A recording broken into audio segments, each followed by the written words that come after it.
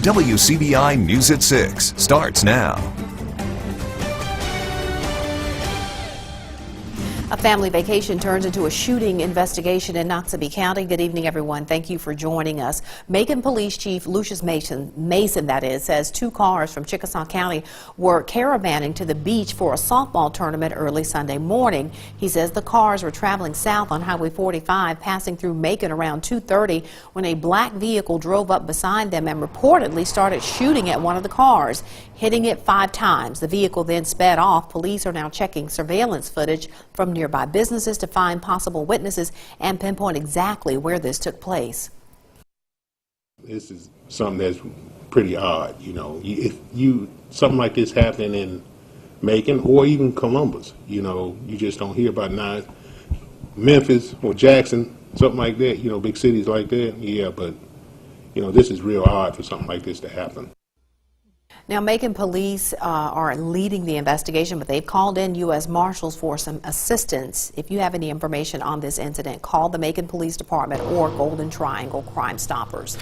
Itawamba County deputies make a third arrest in connection with a shooting there last week. 42-year-old Dale Griggs was arrested today. 36-year-old Paul Ellis and 26-year-old Cole Hughes, or William Hughes that is, were both arrested on July 12th, the day of the shooting. Investigators say the victim asked the men to leave his River Road home about 5 a.m. When they got outside, deputies were told 3 or 4 rounds were fired into the home. 4 people were at the house at the time, including a child. No one was injured. A weapon was recovered. Hughes is out of jail on a $15,000 bond. The Mississippi Department of Corrections put a hold on Griggs and Ellis. They both remain in jail. The incident is still under investigation. A Lowndes County man is accused of beating up his elderly mother this past weekend. 59-year-old Thomas Savely Jr. is charged with aggravated domestic assault. Deputies were called to a home on Jess Lyons Road early Sunday morning. Investigators say the woman had to get stitches but should recover. Savely has not made a court appearance to have his bond set. 2 suspects who tried to rob the West Point Freds are now under arrest. The West Point Police Department got a call Friday afternoon about an armed robbery in progress at Fred's Dollar Store on East Main Street. Officers were able to get descriptions of the suspects from store employees and eyewitnesses. Interim West Point Police Chief John Langford says his officers searched the area with help from the Clay County Sheriff's Department. Investigators are not releasing the names of those suspects right now. The investigation is ongoing and more arrests are expected in the case. Retired Oktibbeha County Circuit Clerk Angie McGinnis is back in her former job, temporarily though. Supervisors this morning voted to appoint McGinnis on an interim basis. This is video from her retirement party back in 2011. McGinnis is replacing Glenn Hamilton, who recently resigned his position after pleading guilty to a possession of meth charge. We knew we had to appoint someone, and so the board felt that she was the most capable person to appoint at this particular time. There's no reflection on anybody else, because, you know, there are multiple good candidates out there. But at the same time, she was the one that the board agreed upon, and we're looking at moving forward. And McGinnis will begin her duties right away. Time to turn things over to Chief Meteorologist Keith Gibson to get a first look at our forecast. Happy Monday, Keith. Happy Monday, Andra. Hot and humid yet again, and we are looking due north from downtown Columbus in Monroe County especially. Some towering clouds, some showers and thunderstorms with some frequent lightning and some instances, some brief downpours too. You can see those scattered around Monroe County. A lot of this shifting back to the southwest, but we also have had a few additional showers here west and southwest of Starkville near Eupora. We're going to keep that risk of showers and storms going on an isolated basis for the next couple of hours. By late this evening, all of that goes away, and then the big story for the rest of the week is the heat. More on that in just a few minutes. All right, Keith, thanks a lot. Dozens of American-made machines are sitting on the front lawn of the White House today. One of those is a Taylor Machine Works forklift from Louisville. Our Jory Talley joins us in the studio with more on this Mississippi-made product's journey to Washington, D.C. Jory.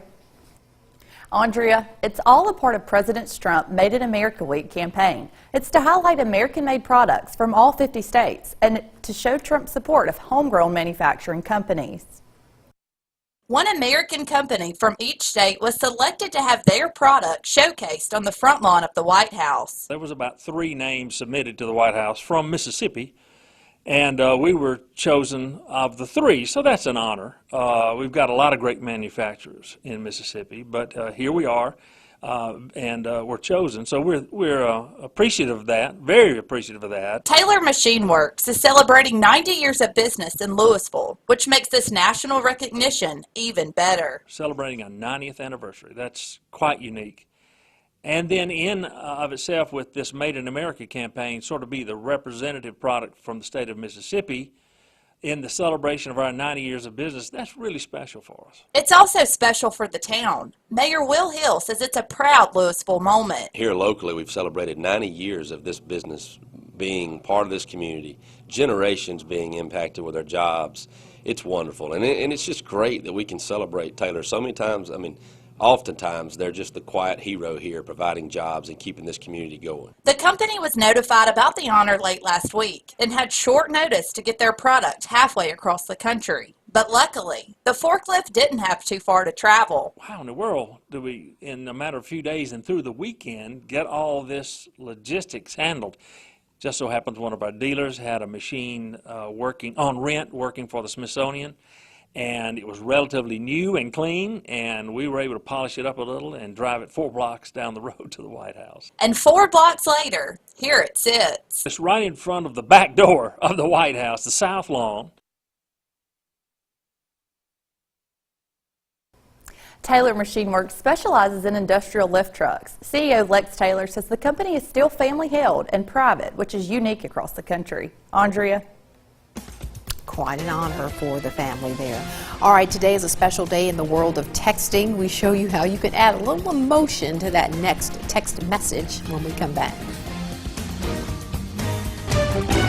You're watching WCBI's News at 6 with Andrea Self. Welcome back, everyone. They've become as common as punctuation, smiling, frowning, laughing. If you text a friend, chances are you've used an emoji. WCBI's Parker King is live in the newsroom to look at how these small symbols are changing the way we communicate with each other. Parker? Andrea, emojis have been around for almost 20 years. Emotions can sometimes be hard to interpret if it isn't clearly stated, whether it's a letter, an email, or a social media post. Emojis slide that into a text. And with emojis, conversations become a little bit more easier to understand, and everyone has their favorite. The laughing one, laughing and crying one. The hack emoji. The shock emoji. Emoji, the Japanese word that literally means picture message.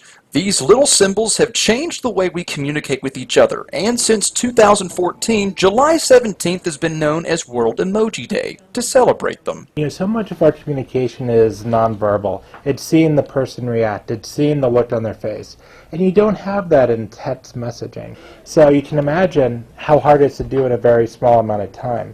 Whereas the emoji can help give a lot of that information, give a lot of those nonverbals in a very short amount of time. You don't have to think very hard to determine what the other person is thinking. So someone can very quickly tell, is this serious or is this sarcastic, just by one character. They can even take the place of words altogether and add some life to a conversation. Every time I'm in conversation with my friends, we say a joke and I just, instead of being silly and say ha ha ha in the thing, I just use the emoji.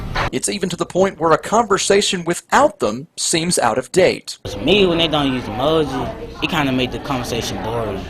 And don't make it, the emoji make the conversation more fun. From the way keyboards are updating and adding more emojis every year, it seems that they will continue to be part of our everyday conversations, keeping emotions clear and everyone on the same page. Having something that helps us understand the emotions behind those words is very important, because otherwise the same words can mean many different things.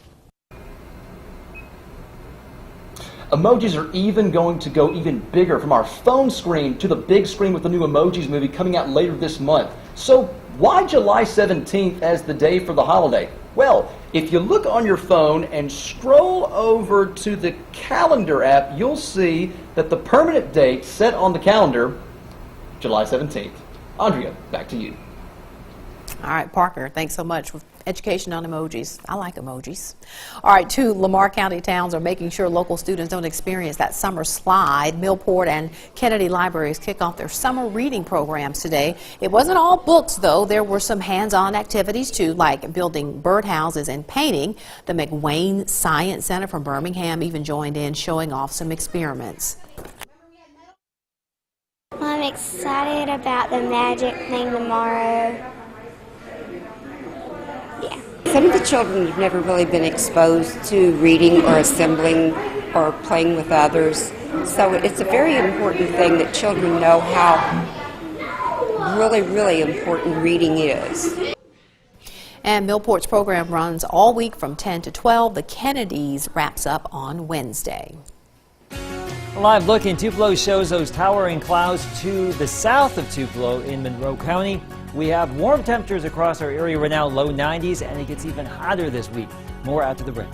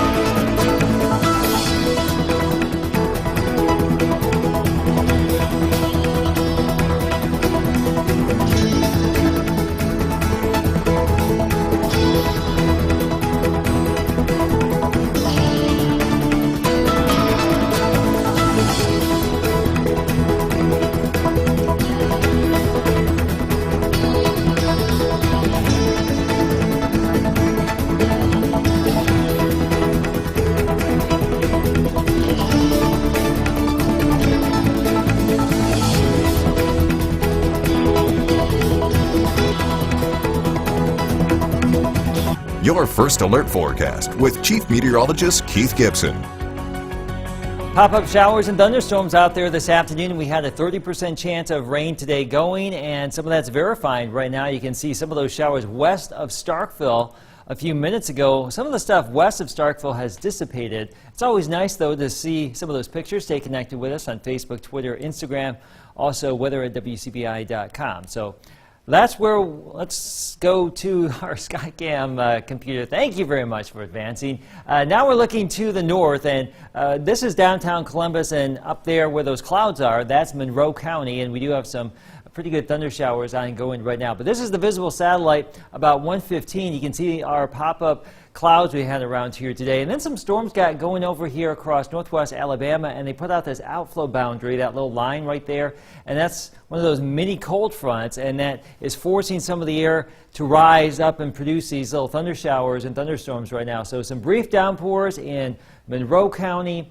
southwestern Monroe County especially right now, and some of these are building back to the southwest. But these are the heaviest downpours right now. They're not going to last too terribly long. A little bit of thunder and lightning here, and that should be just about it between now and, let's say, 9 o'clock. That's our window of opportunity here. After that, and as we approach midnight, all of this here in the Deep South should begin to wane, but pretty concentrated activity generally along and southeast of I-2059 today. So rain and thunder showers in some spots today, but the big story is going to be the heat. Mid to upper 90s for highs later this week, with heat indices maybe as warm as 105. Tonight, after the rain goes away, 72 degrees, mostly clear, quiet, and mild. Here's our planner for Tuesday. We're looking at 78, mostly sunny to partly cloudy at 8 o'clock. As we get into your lunch hour, back to around 90, partly cloudy skies. And as we get into the afternoon, 93, maybe 94 in some spots. And actually, Tupelo today, you hit 95. So some of these numbers here, maybe a little bit conservative going forward, not only tomorrow, but later this week as well. So just treat this as one of our biggest heat waves of the summer thus far. The heat index likely into the triple digits in many spots over the next couple of days here, and that's the way it's going to be with not a lot of rain coming our way. So rain chances go down, temperatures come up. That's what's happening this week. Some spots mid to upper 90s here across the board, and then those rain chances will come back, it looks like, by Saturday, Sunday, and Monday. Andrea? Choctaw County is up next on the high school football tour. Check out the Chargers preview next in sports.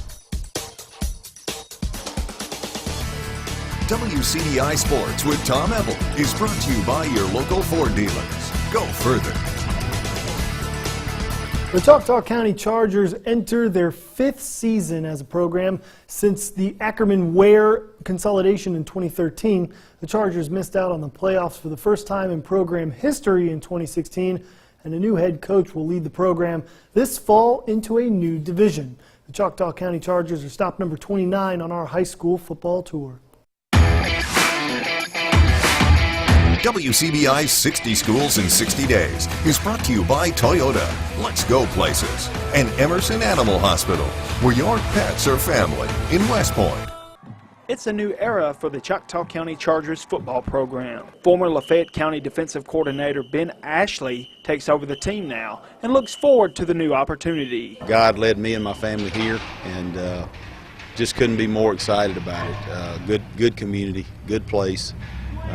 A great place to raise your family and a great place to coach football. The Chargers have 12 seniors on this year's team. The team missed out on a winning season last year, and they have a different mindset heading into the fall. I'm really excited. You know, we're a bunch of new positions this year. I come from slot receiver to quarterback, so I'm learning new things. It's going to be really exciting. I'm very excited. I've been playing football since I was little, and it's just like I'm just ready to turn people around. Some people don't believe in us.